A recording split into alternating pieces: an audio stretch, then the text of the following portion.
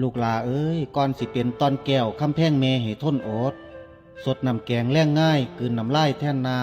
ำมีแต่ตามใจเจ้านักเบาบ่เคยจมบางเทื่อกลมเสียงสนน้ำตาล่นบ่จาย้อนอยากเห็นต้นกล้าเติบใหญ่มีใสแสงพอแม่แพงปานตาเปรียบหยังมาเทียมเท่า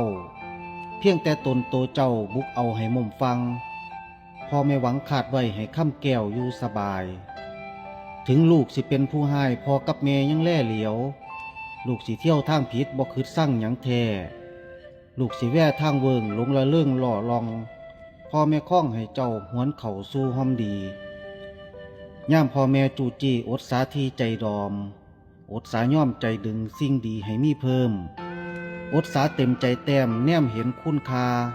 ขันอาสาบ่ถิ่มคำคุณค่าซื้อว่าคนเด้อ